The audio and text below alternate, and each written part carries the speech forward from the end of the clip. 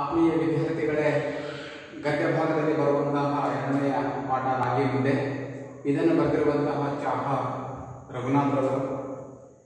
ಇವತ್ತು ಮುಂದುವರೆದಂತಹ ಭಾಗವನ್ನು ನೋಡೋಣ. ಪುಟ ಸಂಖ್ಯೆ 94, ಅದರಲ್ಲಿ ಎರಡನೆಯ ಪ್ಯಾರ. ರಾಗಿ ಮುದ್ದೆ ಮಾಡಿದ ನಂತರ ಮಡಕೆಯಲ್ಲಿ ಮುದ್ದೆಯ ಅಂಟಿನ ಸಣ್ಣದೊಂದು ಎಳೆ ಉಳಿಯುತ್ತದಲ್ಲ, ಅದುವೇ ಸೀಕು. ಇಲ್ಲಿ ನಾವು ಸೀಕು ಅಂದ್ರೆ ಏನು ಅನ್ನುವಂಥದ್ದು ನಮ್ಗೆ ಗೊತ್ತಾಗಬೇಕು. ಯಾಕಂದ್ರೆ ಹಿಂದಿನ ತರಗತಿ ನೋಡ್ತೇವೆ, ಹೋಟೆಲಿನಲ್ಲಿ ಉಳಿಯುವ ಸೀಕು ಬಾಗುವಿನಲ್ಲೇ ಅವನ ಹೊಟ್ಟೆ ತುಂಬುತ್ತಿತ್ತ, ಗೊತ್ತಿಲ್ಲ ಅಂತೇಳಿ ಚಹಾ ರಘುನಾಥ್ ಅವರು ಪ್ರಶ್ನೆ ಮಾಡಿದ್ದಾರೆ. ಆದರೆ ಈಗಂದ್ರೆ ಸೀಕು ಬಾಕುವಿನಲ್ಲೇ ಅವನ ಹೊಟ್ಟೆ ತುಂಬುತ್ತಿತ್ತ. ಆದ್ರೆ ಸೀಕು ಬಾಕು ಅಂದ್ರೆ ಏನು ಅನ್ನುವಂಥದ್ದು ನಾವು ಇವತ್ತು ತಿಳ್ಕೊಳ್ಬೇಕಾಗುತ್ತೆ.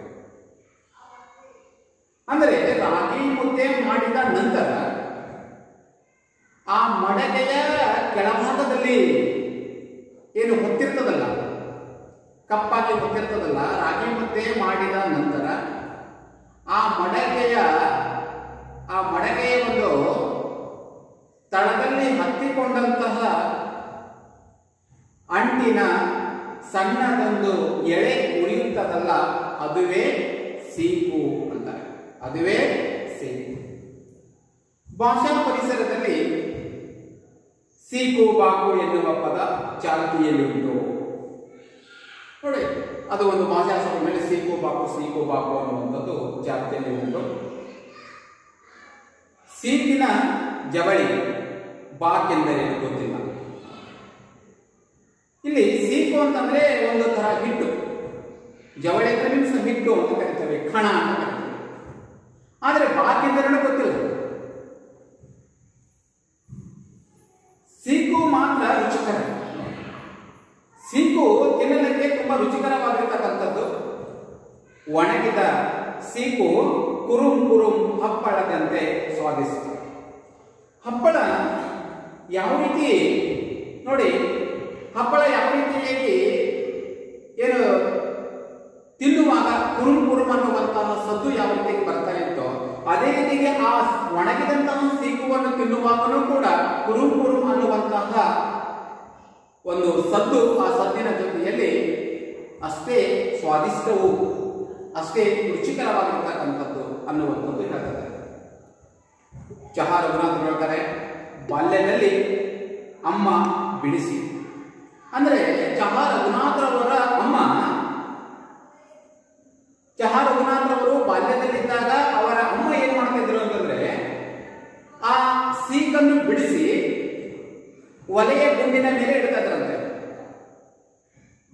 ಆ ಇಟ್ಟಂತಹ ಸೀಕನ್ನು ಚಪ್ಪರಿಸಿದಂದ್ರೆ ಸವಿದಂತಹ ರುಚಿ ಇನ್ನೂ ನ್ಯಾಲಿಗೆಯಲ್ಲಿ ಇದೆ.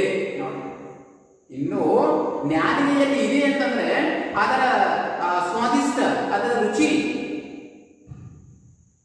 ಇನ್ನೂ ನ್ಯಾಲಿಗೆ ಮೇಲೆ ಇದೆ. ಅಂದ್ರೆ ಅದರ ಒಂದು ರುಚಿ ಅಷ್ಟೊಂದು ಚೆನ್ನಾಗಿತ್ತು ಅಂತ ಅರ್ಥ.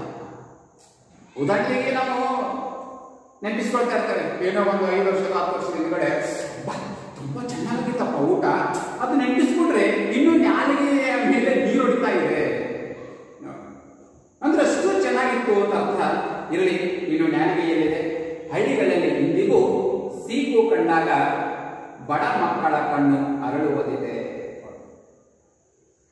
ಹಳ್ಳಿಗಳಿಂದು ನೋಡಿ, ಹಳ್ಳಿಗಳಲ್ಲಿ ಇಂದಿಗೂ ಕೂಡ ಆ ಬಡ ಮಕ್ಕಳಿಗೆ ಏನಾದರೂ ಆ ಸೀಕುವನ್ನು ಕಂಡ್ರೆ ಬಡ ಮಕ್ಕಳಿಗೆ ತುಂಬಾ ಖುಷಿ ಆಗ್ತದೆ, ಸಂತೋಷ ಆಗ್ತದೆ, ಆನಂದ ಆಗ್ತದೆ. ಶಾಲೆಗೆ ಹೋಗುವ ಉಳ್ಳವರ ಮಕ್ಕಳ ಜೇಬುಗಳಲ್ಲಿ ವಿವಿಧ ತಿನಿಸುಗಳಿದ್ದರೆ, ಶಾಲೆಗೆ ಹೋಗುವಂತಹ ಶ್ರೀಮಂತರ ಮಕ್ಕಳ ಜೇಬುಗಳಲ್ಲಿ ವಿವಿಧ ತಿನಿಸುಗಳು ಇದ್ದರೆ, ಬಡ ಮಕ್ಕಳ ಜೇಬಲ್ಲಿ ಮುದ್ದೆಯ ಮಡಿಕೆಯಿಂದ ಅಮ್ಮ ಬಿಡಿಸಿಕೊಟ್ಟ ಸೀಕಿರುತ್ತದೆ. ಶ್ರೀಮಂತನೇನು ವಿವಿಧ ತರಹದ ತಿನಿಸುಗಳು ತರ್ತಾರೆ ಜೇಬಿನಲ್ಲಿ, ಆದರೆ ಬಡ ಮಕ್ಕಳ ಜೇಬಲ್ಲಿ ಅಮ್ಮ ಬಿಡಿಸಿಕೊಟ್ಟಂತಹ ಸೀಕಿರುತ್ತದೆ. ಆ ಸೀಕು ಬಡ ಮಗುವಿನ ಪಾಲಿಗೆ ಚಾಕಲೇಟು. ಈ ಸೀಕು ಇದೆಯಲ್ಲ ಬಡ ಮಗುವಿನ ಪಾಲಿಗೆ ಏನಿದ್ದ ಹಾಗೆ ಅಂದ್ರೆ ಚಾಕೊಲೇಟು ಇದ್ದ ಹಾಗೆ, ಚಾಕೊಲೇಟು ಇದ್ದ ಹಾಗೆ, ಚಾಕೊಲೇಟು ಇದ್ದ ಹಾಗೆ. ಬಡತನದಿಂದ ಕನ್ನಡತನದಂತ ಬರೋಣ. ಬಡತನ ಆಯ್ತು, ಕನ್ನಡದ ಕಡೆಗೆ ಬರೋಣ. ಇಂಗ್ಲಿಷಿನಲ್ಲಿ ಫಿಂಗರ್ ಮಿಲ್ಲೆಟ್ ಎಂದು ಕರೆಸಿಕೊಳ್ಳುವ ರಾಗಿ ನೋಡಿ. ರಾಗಿಗೆ ನಾವು ಇಂಗ್ಲಿಷ್ ಕರಿತೇವೆ ಫಿಂಗರ್ ಮಿಲ್ಲೆಟ್ ಅಂತ ಕರಿತೇವೆ. ಏನ್ ಕರಿತೇವೆ? ಫಿಂಗರ್ ಮಿಲ್ಲೆಟ್ ಅಂತ ಕರಿತೇವೆ. ಫಿಂಗರ್ ಮಿಲ್ಲೆಟ್ ನೋಡಿ, ಫಿಂಗರ್ ಮಿಲ್ಲೆಟ್ ಎಂದು ಕರೆಸಿಕೊಳ್ಳುವ ರಾಗಿಯ ಮೂಲ ಹುಡುಕಿಕೊಂಡು ಹೊರಟರೆ ಎಡತಪ್ಪುತ್ತೇವೆ. ರಾಗಿಯ ಮೂಲ, ರಾಗಿ ಎಲ್ಲಿ ಹುಟ್ಟಿದೆ, ಅದರ ಮೂಲವನ್ನು ಹುಡುಕಿಕೊಂಡು ಹೋದರೆ ಅದರ ಮೂಲವೇ ಗೊತ್ತಾಗುವುದಿಲ್ಲ, ಅಸಾಧ್ಯವಾಗುವುದು, ಸಾಧ್ಯವಾಗದಿರತಕ್ಕಂಥದ್ದು. ಎಡತಾಕಿ ಬಿಡುತ್ತೇವೆ. ಆಫ್ರಿಕಾ, ಇಥಿಯೋಪಿಯಾ ಮತ್ತೊಂದು ಹೀಗೆ ಹುಡುಕಿಕೊಂಡು ಹೋದರೂ ಕೂಡ ಅದರ ಮೂಲವೇ ಸಿಗುವುದಿಲ್ಲ. ಮೂಲದ ವಿಷಯ ಬಿಟ್ಬಿಡೋಣ. ರಾಗಿಗೂ ಕನ್ನಡ ಜನಕ್ಕೂ ನಂಟಿನ ವಿಷಯ ಹುಡುಕಿದರೆ ಅದು ಹೆಚ್ಚು ಕಮ್ಮಿ 4000 ವರ್ಷಗಳ ಇತಿಹಾಸ ನೋಡಿ. 4000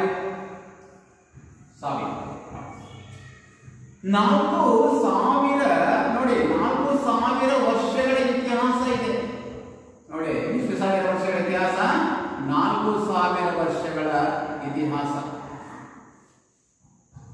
ಅಂದರೆ ನಮ್ಮ ಕನ್ನಡ ಜನಕ್ಕೂ ಮತ್ತು ರಾಗಿಗೂ ಹೆಚ್ಚು ಕಡಿಮೆ ಅಂದರೆ 4000 ವರ್ಷಗಳ ಇತಿಹಾಸವನ್ನು ಹೊಂದಿರತಕ್ಕಂಥದ್ದು.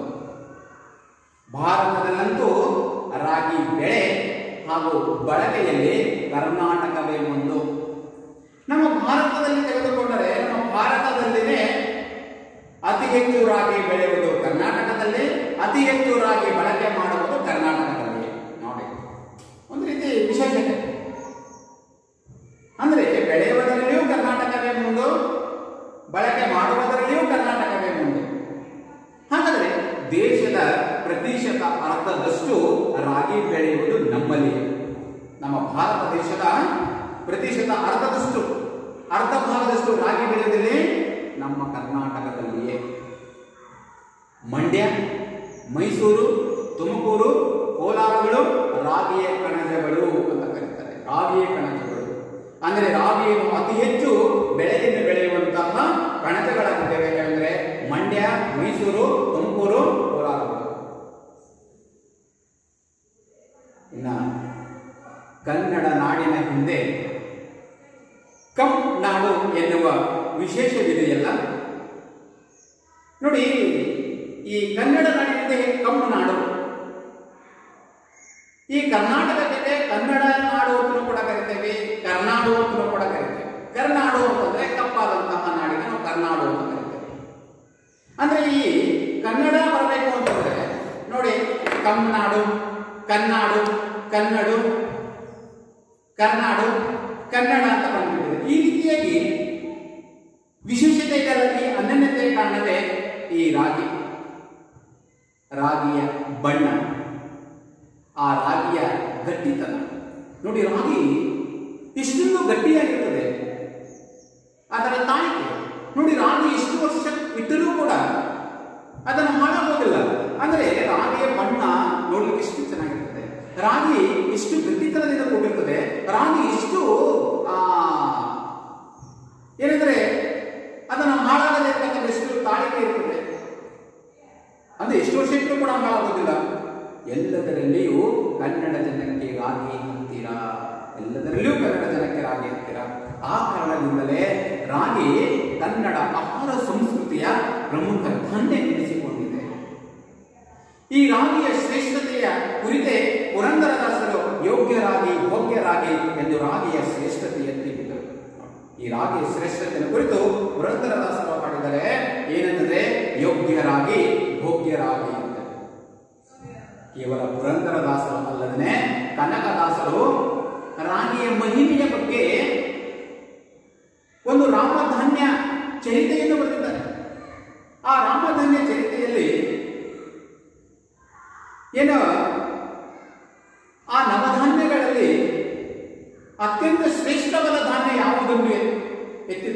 ಇಲ್ಲಿ ಕನಕದಾಸರು ತಮ್ಮ ರಾಮಧನ್ಯ ಚರಿತೆ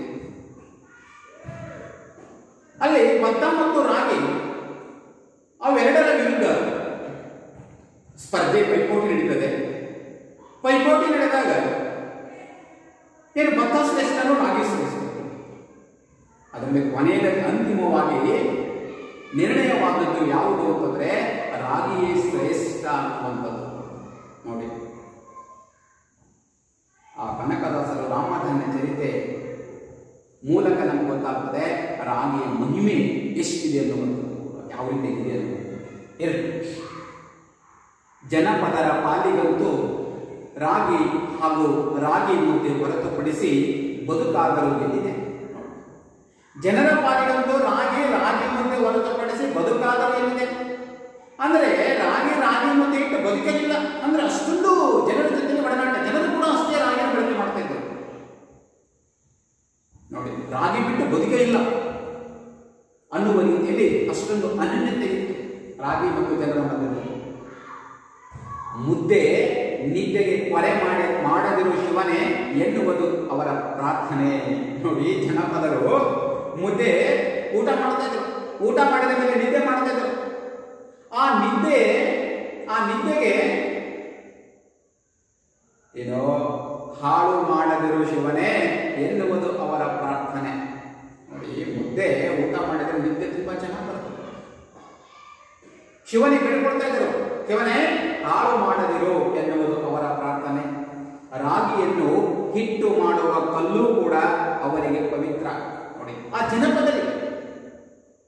ಜನಪದರಿಗೆ ರಾಗಿಯನ್ನು ಹಿಟ್ಟು ಮಾಡುವಂತಹ ಕಲ್ಲು, ನಾವೇನು ಬೀಸ್ತೇವಲ್ಲ, ಬೀಸುವ ಕಲ್ಲು ಅಂತ ಕರಿತೇವೆ.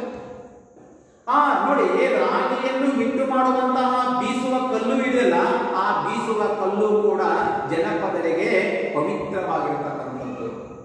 ಯಾಕಂದ್ರೆ ಜನಪದ ಮಾಡ್ತಾ ಇದ್ದೇವೆ ಏನಂದ್ರೆ ಕಲ್ಲಮ್ಮ ಮಾತಾಯಿ ಮೆಲ್ಲಮ್ಮ ರಾಗಿಯ ಜಲ್ಲ ಜಲ್ಲನೆ ಕುದುರಮ್ಮ ಎನ್ನುವುದು ಜನಪದ ಹೆಣ್ಣು ಮಗಳ ಪ್ರಾರ್ಥನೆ. ಕಲ್ಲಮ್ಮ ಮಾತಾಯಿ, ನೋಡಿ, ಆ ಬೀಸುವಂತ ಕಲ್ಲಿಗೆ ಕಲ್ಲಮ್ಮ ಮಾತಾಯಿ ಮೆಲ್ಲಮ್ಮ ರಾಗಿಯ ಜಲ್ಲ ಜಲ್ಲನೆ ಕುದುರಮ್ಮ ಎನ್ನುವುದು ಜನಪದ ಹೆಣ್ಣು ಮಗಳ ಪ್ರಾರ್ಥನೆ. ಅಂದ್ರೆ ರಾಗಿಯ ಕಲ್ಲು ಆಕೆಯ ಪಾಲಿಗೆ ದೈವವಷ್ಟೇ ಅಲ್ಲ, ಸಂಕಟವನ್ನು ಹಂಚಿಕೊಳ್ಳುವ ಗೆಳತಿಯೂ ಹೌದು. ದೈವವಷ್ಟೇ ಸಂಕಟವನ್ನು ಹಂಚಿಕೊಳ್ಳುವುದು. ಯಾಕಂದ್ರೆ ಇವರಿಗೆ ಹಸಿವಾದಾಗ ಏನ್ ಮಾಡಬೇಕು? ರಾಗಿಯನ್ನು ತೆಗೆದುಕೊಂಡು ನೇರವಾಗಿ ನಾವು ರಾಗಿಯನ್ನು ಬಳಕೆ ಮಾಡಲಿಕ್ಕೆ ಆಗೋದಿಲ್ಲ. ರಾಗಿಯನ್ನು ತೆಗೆದುಕೊಂಡು ಅದನ್ನು ಹಿಟ್ಟು ಮಾಡಬೇಕು ಅಂತಂದ್ರೆ ನಾವು ಬೀಸುವ ಕಲ್ಲಿನ ಮುಖಾಂತರ ಹಿಟ್ಟನ್ನು ಮಾಡಿಕೊಳ್ಬೇಕಾಗಿದೆ.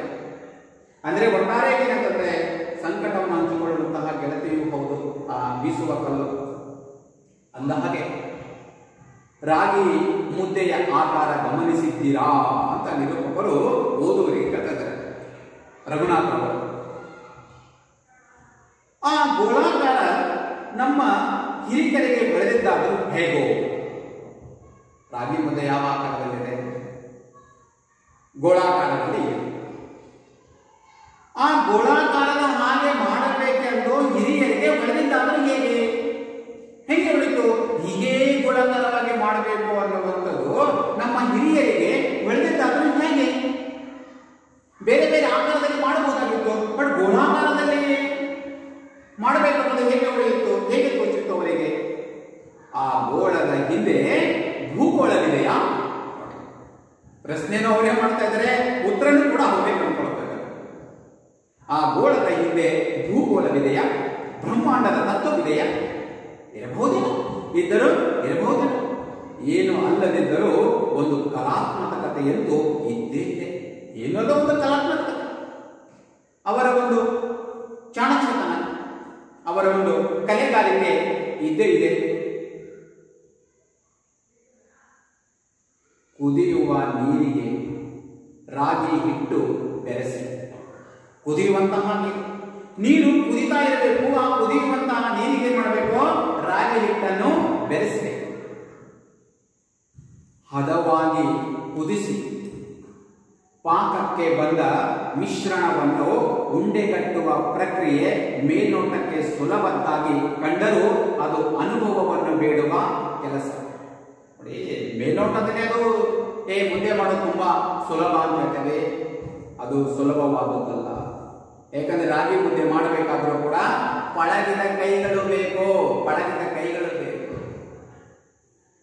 ಎಂದೂ ರಾಗಿ ಮುದ್ದೆ ಮಾಡದೇ ಇರತಕ್ಕಂಥವರು ಒಂದ್ಸಲ ರಾಗಿ ಮುದ್ದೆ ಮಾಡಕ್ ಹೋದರೆ ಅದು ರಾಗಿ ಮುದ್ದೆ ಆಗೋದಲ್ಲ, ಎಲ್ಲೋ ಕೂಡ ಅಲ್ಲೇ ಕೂಡ ಹಿಟ್ಟು ಉಳಿತಾ ಇರ್ತದೆ. ಅಂದ್ರೆ ರಾಗಿ ಮುದ್ದೆ ಮಾಡಬೇಕು ಅಂತ ಕಲಾತ್ಮಕತೆ ಒಂದು ಕಲೆ ಇರುತ್ತೆ. ಅದು ಅನುಭವವನ್ನು ಬೇಡುವ ಕೆಲಸ. ಗಂಟಾಗದಂತೆ ಪೆಡಸಾಗದಂತೆ ಮುದ್ದೆ ಮಾಡಲಿಕ್ಕೆ ಪಳಗಿದ ಕೈಗಳೇ ಆಗಬೇಕು. ನೋಡಿ, ಪಳಗಿದ ಕೈಗಳೇ ಆಗಬೇಕು. ಅನುಭವದ ಇರಬೇಕು ಮುದ್ದೆ ಮಾಡಬೇಕು ಅಂದ್ರೆ. ಹಬೆಯಾಗುವ ಮುದ್ದೆಯನ್ನು ಕೈ ಒತ್ತೆ ಮಾಡಿಕೊಂಡು ಉಂಡೆ ಗಟ್ಟುವುದಕ್ಕೂ ಕೌಶಲ್ಯ ಇರಬೇಕು. ಓಹೋ, ನೋಡಿ, ಇವತ್ತೆಷ್ಟೋ ಜನ ಆ ರಾಗಿ ಮುದ್ದೆಯನ್ನು ಕಟ್ಟಬೇಕಾದ್ರೆ ಎಷ್ಟೋ ಜನ ಕೈ ಸಿಕ್ಕೊಂಡಿದ್ದಾರೆ. ಯಾಕಂದ್ರೆ ಮುದ್ದೆ ಕಟ್ಟಬೇಕಾದ್ರೂ ಕೂಡ ತುಂಬಾ ಕೌಶಲ್ಯ ಬೇಕು. ಮುದ್ದೆ ಮಾಡುವುದು ನೋಡಿ, ಮುದ್ದೆ ಮಾಡುವುದು ಮತ್ತು ಮುದ್ದೆ ಕಟ್ಟುವುದು ತುಂಬಾ ಕೌಶಲ್ಯತರ ಇರಬೇಕು. ಏನಂದ್ರೆ ಹಬೆಯಾಗುವ ಮುದ್ದೆಯನ್ನು ಏನ್ ಮಾಡಬೇಕು, ಕೈಯನ್ನು ಒತ್ತೆ ಮಾಡ್ಕೋಬೇಕು, ಕೈ ಹಸಿ ಮಾಡ್ಕೋಬೇಕು.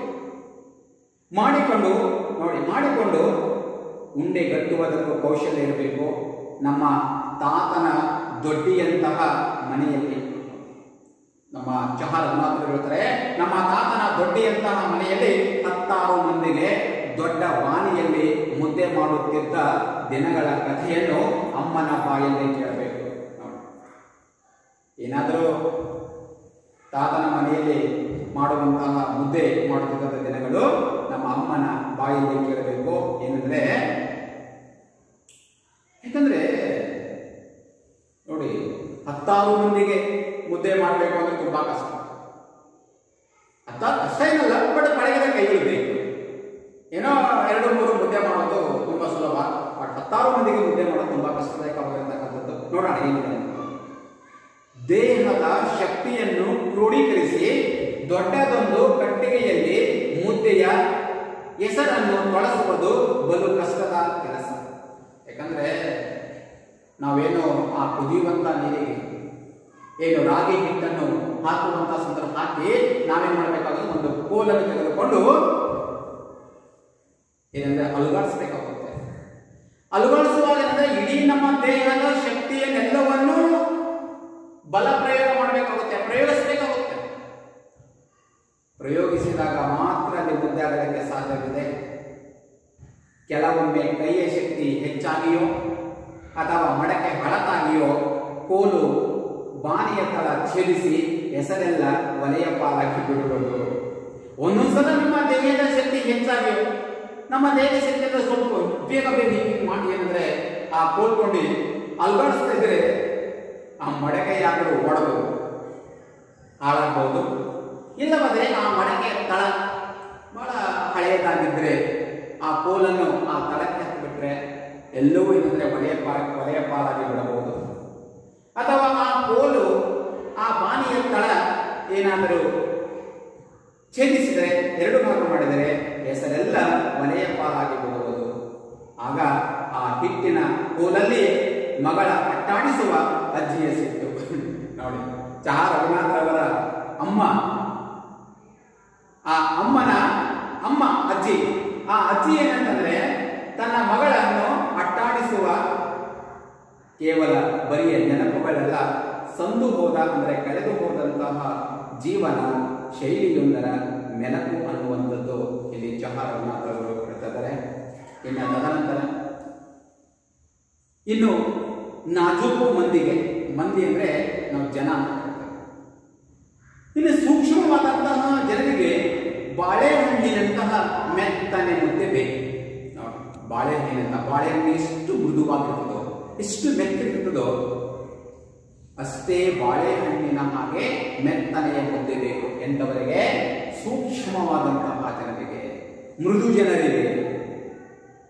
ಇನ್ನು ದುಡಿಯುವ ಜನಕ್ಕೆ ಮಾತ್ರ ಗೋಡೆಗೆ ಎಸೆದರೆ ಪುಟಿಯುವ ಚೆಂಡಿನಂತಹ ಗಟ್ಟಿ ಮುದ್ದೆಯೇ ಇರಬೇಕು. ನೋಡಿ, ನಾಜೂಕು ಮಂದಿಗೆ ಒಂಥರ ಮುದ್ದೆ ಬೇಕು, ಇನ್ನು ದುಡಿಯುವಂತಹ ಜನಕ್ಕೆ ಮತ್ತೊಂದು ತರ ಮುದ್ದೆ ಬೇಕು. ನೋಡಿ, ದುಡಿಯುವ ಜನಕ್ಕೆ ಎಂತ ಮುದ್ದೆ ಬೇಕು? ಗೋಡೆಗೆ ಎಸೆದರೆ ಪುಟಿಯುವ ಚೆಂಡಿನಂತಹ ಗಟ್ಟಿ ಮುದ್ದೆ ಇರಬೇಕು. ರಾಗಿಯಲ್ಲಿನ ಕಾರ್ಬೋಹೈಡ್ರೇಟ್ ಎಂಬ ಅಂಶ ಸ್ವಲ್ಪ ಸ್ವಲ್ಪವೇ ಬಿಡುಗಡೆಯಾಗುವುದರಿಂದ ಮುದ್ದೆಗೆ ಜೀರ್ಣವಾಗಲು ಹೆಚ್ಚು ಸಮಯ ತೆಗೆದುಕೊಳ್ಳುತ್ತದೆ. ರಾಗಿಯಲ್ಲಿ ಏನಿದೆ? ಕಾರ್ಬೋಹೈಡ್ರೇಟ್ ಇದೆ. ರಾಗಿಯಲ್ಲಿ ಯಾವ ಅಂಶ ಇದೆ? ಕಾರ್ಬೋಹೈಡ್ರೇಟ್. ಕಾರ್ಬೋಹೈಡ್ರೇಟ್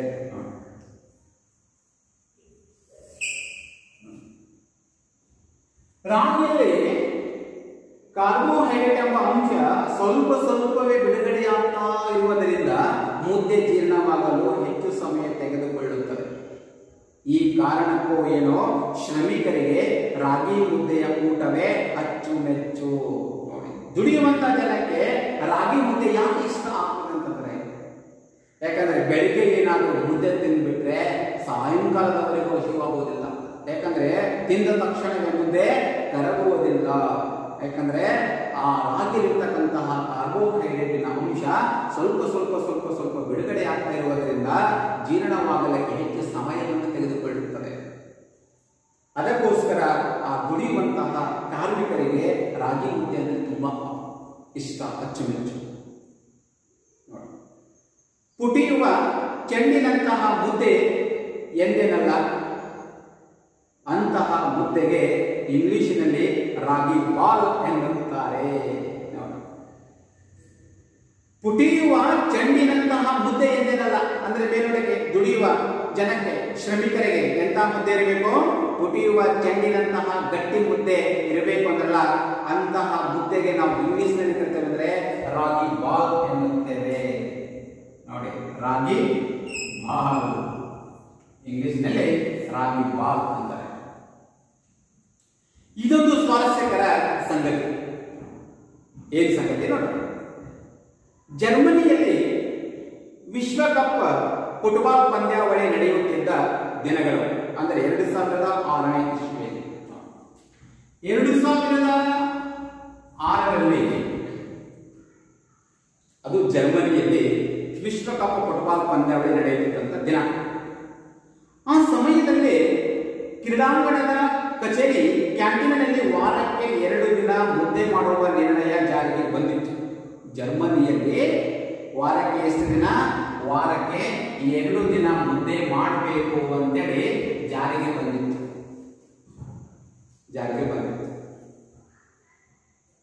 ಕ್ಯಾಂಟೀನಿನ ಮೆನು ಫಲಕದ ಪಟ್ಟಿಯಲ್ಲಿ ರಾಗಿ ಬಾಲ್ ಎನ್ನುವ ಹೆಸರು ಸೇರ್ಪಡೆಯಾಗಿತ್ತು. ನೋಡಿ, ಜರ್ಮನಿಯಲ್ಲಿ ಏನ್ ವಿಶ್ವಕಪ್ ಫುಟ್ಬಾಲ್ ಪಂದ್ಯಾವಳಿ ನಡೆಯುತ್ತಿದ್ದಂತ ದಿನ 2006ರಲ್ಲಿ. ಅವಾಗ ಆ ಒಂದು ಕ್ರೀಡಾಂಗಣದ ಒಂದು ಕಚೇರಿ, ಒಂದು ಕ್ಯಾಂಟೀನ್ಗೆ ವಾರಕ್ಕೆ 2 ದಿನ ಮುದ್ದೆ ಮಾಡುವಂತಹ ನಿರ್ಣಯ ಜಾರಿಗೆ ಬಂದಿತ್ತು. ಆ ಕ್ಯಾಂಟೀನ್ ಮೆನು ಫಲಕದ ಪಟ್ಟಿಯಲ್ಲಿ ರಾಗಿ ಬಾಲ್ ಅನ್ನುವ ಹೆಸರನ್ನು ಕೂಡ ಸೇರ್ಪಡೆಯಾಗಿರುತ್ತೆ. ನೋಡಿ, ಮೆನು. ಈ ಬಾಲ್ಗಳನ್ನು ತಟ್ಟೆಯಲ್ಲಿ ಇಟ್ಟುಕೊಂಡು, ನೋಡಿ, ಈ ರಾಗಿ ಬಾಲ್ ಅಂದ್ರೆ ಈ ಮುದ್ದೆಯನ್ನು ತಟ್ಟೆಯಲ್ಲಿ ಇಟ್ಟುಕೊಂಡು ತುಟಿ ಬಣ್ಣ ಕೆಳದಂತೆ ಚಮಚೆಯಲ್ಲಿ ತಿನ್ನುವ ಚೆಲುವೆಯರು. ಅಪ್ಪ, ನೋಡಿ, ಆ ಒಂದು ಕ್ರೀಡಾಂಗಣದಲ್ಲಿ ಏನು ವಾರಕ್ಕೆ 2 ದಿನ ಮುದ್ದೆ ಮಾಡುವಂತ ನಿರ್ಣಯ ಜಾರಿಗೆ ಬಂದಿತ್ತಲ್ಲ, ಮುದ್ದೆ ತಟ್ಟೆಯಲ್ಲಿ ಇಟ್ಕೊಂಡಿದ್ರು. ಮುದ್ದೆ ತಟ್ಟೆಯಲ್ಲಿ ಇಟ್ಕೊಂಡು ಹೇಗೆ ತಿಂತಾ ಇದ್ರು ಚೆಲುವೆಯರು, ಸುಂದರಿಯರು ಹೆಂಗೆ ತಿಂತಾ ಇದ್ರು ಅಂತಂದ್ರೆ, ಚೆಲುವೆಯರು ಅಂದ್ರೆ ಇನ್ನೂ ಚೆಲುವಾಗಿ ಕಾಣಬೇಕಂತ ಇನ್ನೂ ಕೂಡ ಚೆನ್ನಾಗಿ ಕುಟ್ಟಿಗಳಿಗೆ ಲಿಪ್ಸ್ಟಿಕ್ ಅನ್ನು ಹಚ್ಕೊಳ್ತಾ ಇದ್ರು. ನೋಡಿ, ಅತಿ ಹೆಚ್ಚು ಲಿಪ್ಸ್ಟಿಕ್ ಅನ್ನು ಬಳಕೆ ಮಾಡೋದಂದ್ರೆ ಅತಿ ಸುಂದರವಾಗಿರುವಂತವ್ರೆ ಇನ್ನೂ ಸುಂದರವಾಗಿ ಕಾಣಬೇಕು ಅಂತೇಳಿ ಲಿಪ್ಸ್ಟಿಕ್ ಅನ್ನು ಹಚ್ಕೊಳ್ಳುವಂತ. ಆ ಚೆಲುವೆಗೆ ಏನ್ ಮಾಡ್ತಾರೆ? ತಮ್ಮ ತುಟಿ ಬಣ್ಣ ಕೆಡದಂತೆ, ತಮ್ಮ ಲಿಪ್ಸ್ಟಿಕ್ ಅನ್ನು ಕೆಡದಂತೆ ಚಮಚೆಯಲ್ಲಿ ತಿಂತಾ ಇದ್ದಾರೆ. ಚಮಚೆಯಲ್ಲಿ ರಾಗಿ ಮುದ್ದೆ ಹೇಗಿದೆ ನೋಡಿ. ಚಮಚೆಯಲ್ಲಿ ತಿನ್ನುವ ಚೆಲುವೆಯರು ಇಡೀ ಮುದ್ದೆಯನ್ನೇ ಒಮ್ಮೆಗೆ ಎತ್ತಿಕೊಂಡು ಕಚ್ಚಿ ತಿನ್ನುವ ಚೆನ್ನಿಗರ, ಅಲ್ಲಿ ಚೆನ್ನಿಗರು ನೋಡಿ, ಈ ಕಡೆ ಚೆಲುವೆಯರು, ಈ ಕಡೆ ಚೆನ್ನಿಗರು. ಚೆಲುವೆಯರು ಯಾವ ರೀತಿ ತಿಂತಾ ಇದ್ದಾರೆ? ಚಮಚೆಯಲ್ಲಿ ತಿಂತಾ ಇದ್ದಾರೆ. ಯಾಕಂದ್ರೆ ತುಟಿ ಬಣ್ಣ ಕೆಳದಂತೆ. ಇನ್ನು ಚೆನ್ನಿಗರು ಏನ್ ಮಾಡ್ತಾ ಇದ್ದಾರೆ ಅಂತಂದ್ರೆ ಒಮ್ಮೆಲೆ ಆ ಮುದ್ದೆಯನ್ನು ಎತ್ತಿಕೊಂಡು ಕಚ್ಚಿ ತಿಂತಾ ಇದ್ದಾರೆ. ಇದನ್ನು ನೋಡ್ತಾ ಇದ್ರೆ ಆ ಕ್ಯಾಂಟೀನಿನ ರಸಮಯ ಸನ್ನಿವೇಶಗಳ ರಂಗಸ್ಥಳವಾಗಿತ್ತಂತೆ. ನೋಡಿ, ರಂಗಸ್ಥಳ, ಆ ರಂಗದ ವೇದಿಕೆಯಲ್ಲಿ ಯಾವ ರೀತಿ ಹಾಸ್ಯದ ಚಟಾಕೆಯನ್ನು, ಹಾಸ್ಯದ ನಗೆಯನ್ನು ಯಾವ ರೀತಿ ಕಾಣ್ತಾ ಇರ್ತೇವೋ ಅದೇ ರೀತಿ ಈ ಕ್ಯಾಂಟೀನ್ ಅನ್ನುವಂಥದ್ದು ಒಂದು ರಸಮಯದ ರಂಗಸ್ಥಳವಾಗಿರ್ತಂತೆ. ಅಂದರೆ ಇವರನ್ನು ನೋಡಿ ಅವರು ನಗೋದು, ಅವರನ್ನು ನೋಡಿ ಇವರು ನಗುವಂಥದ್ದು. ಒಟ್ಟಾರೆ ಮುದ್ದೆ ಗಟ್ಟಿತನಕ್ಕೆ ಹೆಸರಾದದ್ದು. ಏಕೆಂದ್ರೆ ಹಿಟ್ಟು ತಿಂದು ಜಟ್ಟಿಯಾಗು, ಹಿಟ್ಟು ತಿಂದೇನಾಗಬೇಕು, ಜಟ್ಟಿಯಾಗಬೇಕು. ಜಟ್ಟಿ ಅಂತಂದ್ರೆ ಪೈಲ್ವಾನ್, ಪೈಲ್ವಾನ್ ಅಂತ ಕರಿತೇವೆ. ಹಿಟ್ಟಂ ತಿಂದಂ ಬೆಟ್ಟಂ ಕಿತ್ತಿಟ್ಟಂ ಎನ್ನುವ ಅನುಭವದ ಮಾತುಗಳು ಈ ಗಟ್ಟಿತನವನ್ನೇ ಸಾರಿ ಹೇಳುತ್ತವೆ. ನೋಡಿ, ರಾಗಿ ಮುದ್ದೆಯನ್ನು ತಿಂದಂತವನು ಬೆಟ್ಟವನ್ನೇ ಕಿತ್ತು ಇಡ್ತಾನಂತೆ. ಅಂದ್ರೆ ಇದು ಒಂದು ಅನುಭವದ ಮಾತು.